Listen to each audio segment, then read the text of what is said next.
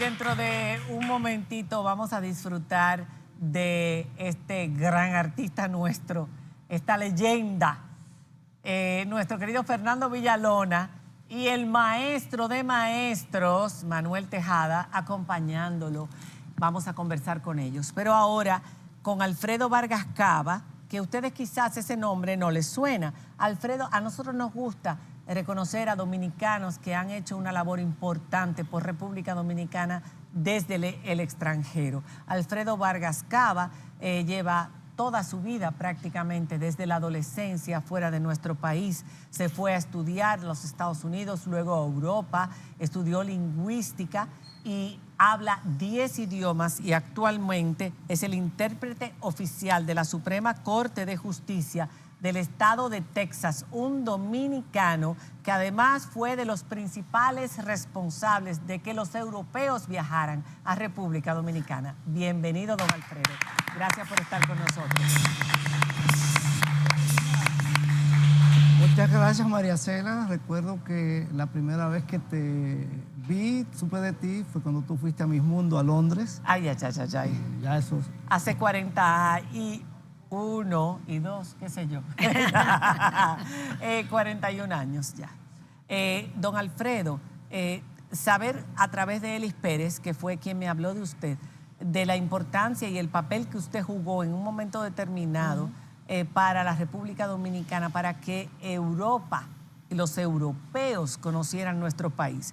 Sé que se conjugaron muchos factores, pero en ese entonces, ¿de qué año estamos hablando y cómo se hizo que Europa mirara hacia el Caribe, específicamente hacia República Dominicana? Porque iba a sus islas. O sea, estamos con las francesas, las inglesas, pero de repente las españolas no eran, la República Dominicana no era tan conocida, Cuba era la protagonista. Bueno, en esa época todavía Cuba, cuando yo comencé, que estamos hablando de mediados de la década del 70, yo fui estudiante a Francia en el 71, becado por el gobierno francés, a estudiar lingüística en la Sorbona, luego a Besançon. Cuando yo me gradué, tengo licenciatura y máster en lingüística general, yo me hice una pregunta. El presidente Kennedy le decía a los jóvenes que no preguntes a tu país qué tu país puede hacer por ti, pero qué tú puedes hacer por tu país. ¿Qué es lo que puedes tú hacer por tu país? Y eso fue la razón por la cual yo, buscando qué podía yo hacer por la República Dominicana, constaté que los ingleses iban a Jamaica, a Barbados, los franceses a Martinica, a Guadalupe, claro, pero nadie iba a la República Dominicana. Y yo sabía, por mis estudios de lingüística, el valor que tiene nuestro país. De hecho, le comentaba a tu invitado, a Fernandito Villalona, que si él ha sentido el significado que tiene, que el merengue y la bachata sean patrimonios intangibles de la humanidad. Por la UNESCO. Sí, porque culturalmente eso representa a la nación dominicana. Entonces yo me dije, bueno, vamos a crear de la nada el Caribe español. Y había que crearlo de la nada. Yo me dediqué entonces 5 años a viajar en tren en 15 países, pero no a los franceses, ni a los ingleses, ni a los españoles que tenían colonia. A los suizos, a los alemanes, a los noruegos, a los suecos, a los austríacos y a todo lo que estuviera ahí. ¿Por qué? Porque cuando un país no tiene imagen, es mejor crear una de cero que cambiar una mano. ¿Y cómo se establece ese contacto sin ser parte de una estructura gubernamental o de una política pública de turismo, de Estado? ¿Cómo usted llega a esos países o si tuvo que formar parte de ese engranaje? ¿Cómo lo hizo? Yo creé todo de cero. Ok. Porque yo no fui a Francia porque el gobierno dominicano o algo así me diera una beca. Me la dio el gobierno francés. Como yo fui a Estados Unidos, me la dio American Field Service. Okay. Yo hice high school en Estados Unidos 1 año. La idea era vivir con una familia y empaparme de la cultura americana. Después, el hecho de que ya yo tenía ese tipo de educación, yo estuve en Japón también. Francia me dio una beca para ya hacer estudios universitarios. Soy el único dominicano que hasta ahora Francia ha dado una beca para empezar la universidad en lingüística. Wow. yo no me veía profesor de lingüística. Que a propósito, ¿cuántos idiomas? Fueron 10 idiomas son los que Bueno, hablan. actualmente yo hablo 10 idiomas. ¿Cuáles? Bueno, el cibaeño y el español. El castellano es uno. Mi tesis de lingüística fue sobre la I del Cibao. Ahora, yo hablo francés, Ay, qué italiano, interesante. alemán, portugués e inglés, y esos son los idiomas que yo soy intérprete. O sea, son los idiomas en donde usted es bilingüe. Hay una No. diferencia. Yo soy Vamos a ver. intérprete, multilingüe, políglota. Ok, una cosa es ser intérprete dependiendo de para qué disciplina, me imagino. Porque no es lo mismo ser intérprete en términos judiciales, que usted tiene que conocer todos esos términos judiciales claro. en el idioma, que ser intérprete para otro tipo de cosas. Sí, bueno, Pero ser bilingüe es poder leer y escribir en un idioma. Usted podría decir que es intérprete judicial en 6 idiomas. correcto, para eso se ¿Qué requiere son? español, inglés, francés, alemán, portugués e italiano. 6. Ok. Pero habla también. Yo hablo también sueco, noruego, holandés y estudié latín clásico y griego clásico, habiendo Ok. traducido los clásicos en latín como... Que vamos a hablar cómo llega usted a la Corte Suprema de Texas. Cuando Pero antes, termínenos de relatar cómo fue ese Ajá. voltear la vista a República Dominicana. Usted, tengo entendido que tenía en ese momento una posición diplomática como delegado de nuestro país en la misión dominicana ante las Naciones Unidas situada en Ginebra, Suiza. eso es resultado del trabajo que yo había hecho prácticamente a fuerza de cara, Solo. solo. Eso Porque- fue Usted cogió que- un tren y comenzó a visitar a quienes para voltear la mirada hacia... En la estructura, como la única línea aérea que viajaba Ajá. a la República Dominicana en esos años era Iberia, Ajá. porque habían 2 vuelos que hacían Madrid, Santo Domingo, México, hasta el 75, que lo cambian de México a Guatemala. Así es. Yo desarrollé una estructura de Mundicolor, que era el tour operador que crearon en el 74 para España, y con ellos entonces yo diseñé de que yo iba a promover Santo Domingo Ajá. y ellos me daban el apoyo logístico de la línea aérea. Entonces yo viajaba en tren a Estocolmo. Ok. Ahí me recibía el director de ventas de Iberia y yo promovía a la República Dominicana a grupos muy selectos de gente que tuviera visión, porque aquí prácticamente no había nada. Eso yo lo hice durante 2 o 3 años hasta que finalmente en Suiza, a donde yo me había mudado a Ginebra, una línea de Suiza charter llamada SATA abre un charter Ginebra, Suiza, Puerto Príncipe, Haití. ¿En qué año fue eso? Octubre de 1976. Wow. Guay. Entonces, cuando ese tour operador abre el charter de Haití y iban a Punta Peter, yo dije, ustedes tienen que ir a Santo Domingo, porque la razón que ellos iban a Haití, porque Haití es un país africano exótico. Ujú. Y esa es la manera que se conocía Haití como un destino a explorar. Cuando Papadoc, Estaba Baby Doc. Baby Doc, ya estaba el hijo, sí, porque Papadoc había muerto. Había muerto precisamente el día que él murió, 23 de abril de 1971. Yo regresaba de Japón y Pan American, que desde Miami, hacía escala en Puerto Príncipe. Ok. Y cuando yo llegué a Santo Domingo, los periodistas me preguntan qué había pasado en Haití. Y yo, no, yo hice la escala, yo no vi nada. Pero eso duró desde los 80, los 90. Eso realmente pudo probarle a los dominicanos que el turismo de Europa era una realidad compleja, pero realidad. Porque ese charter yo lo traje a Santo Domingo entre 77, 78 y 79. Y eso era un charter, la primera etapa era quincenal y luego era semanal. Para que tengan idea de lo complejo y costoso que es la operación de aviones, un vuelo de Europa, desde Europa Central a Santo Domingo, ida y vuelta, cuesta $200,000 a $250,000 por vuelo. O sea, operar un hotel de esa categoría que se tiene aquí, un mes es lo que cuesta un vuelo. Por eso el turismo es una empresa compleja que necesita prácticamente países que estén en paz, que sean estables y que tengan activos intangibles. Uno de ellos es su gente.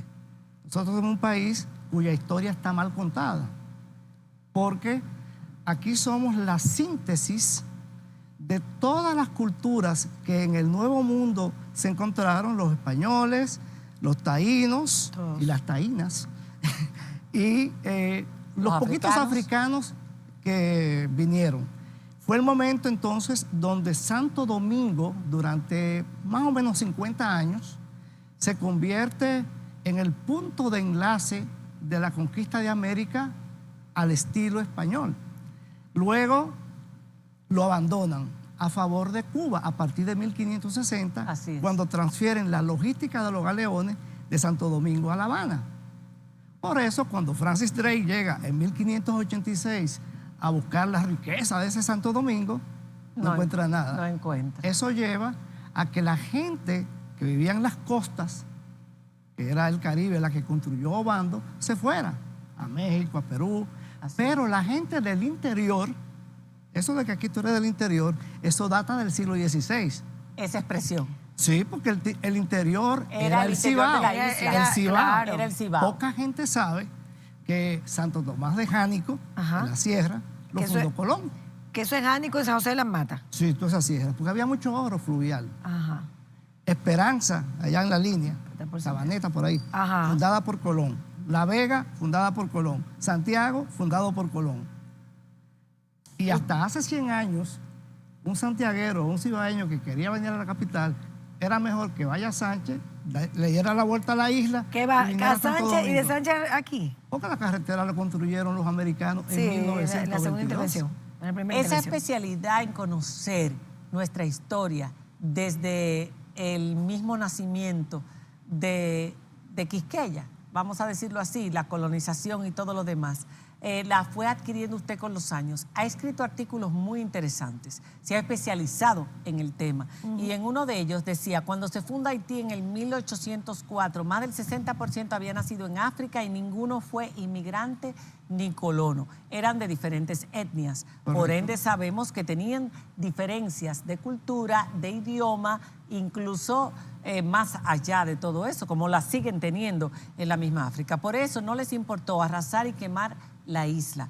No eran una nación, ya que procedían de etnias rivales que no compartían lenguas o tradiciones. El Estado haitiano, que fue imperio, reino y república en sus inicios, nunca se consolidó como nación. O sea, desde hace 40 años ha sufrido un descalabro donde reina la anarquía. Su población encuentra en la República Dominicana su salida desesperada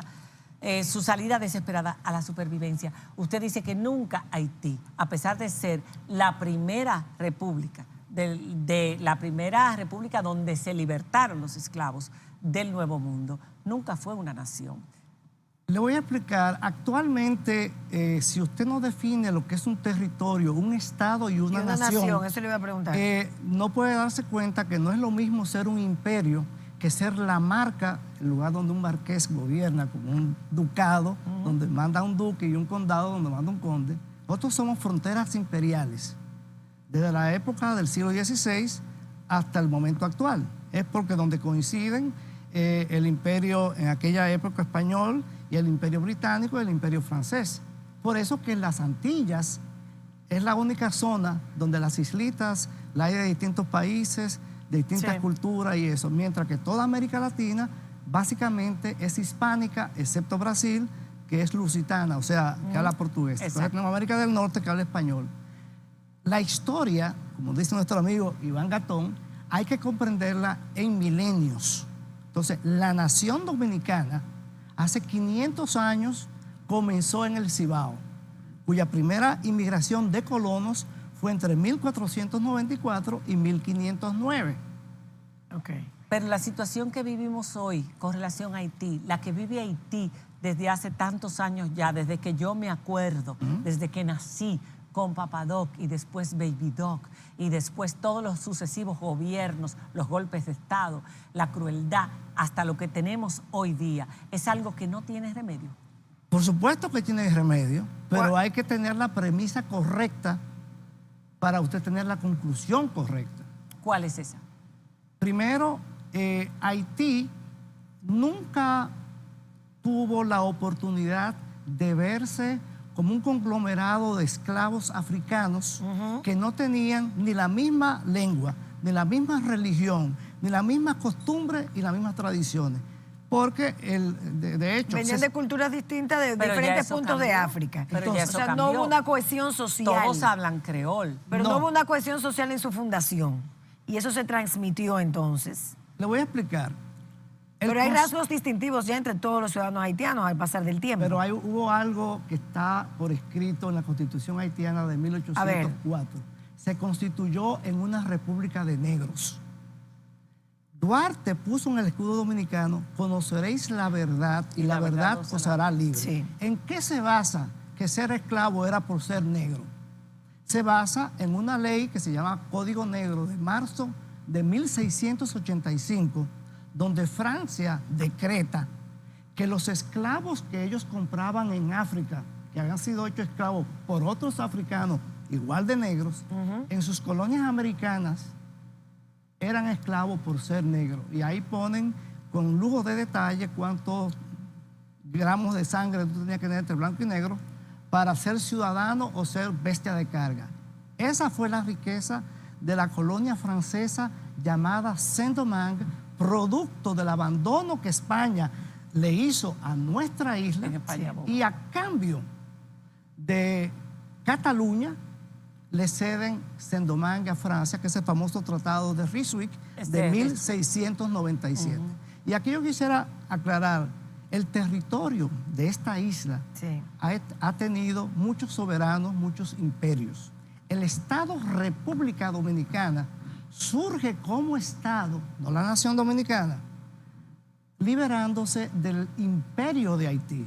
Aunque Guayé en ese momento no era emperador, sin embargo, Zuluk, que vencimos en noviembre de 1856, se llamaba Faustino I, segundo emperador de Haití. Dios mío, qué interesante sería poder continuar esta entrevista sabiendo que tenemos una situación muy crítica.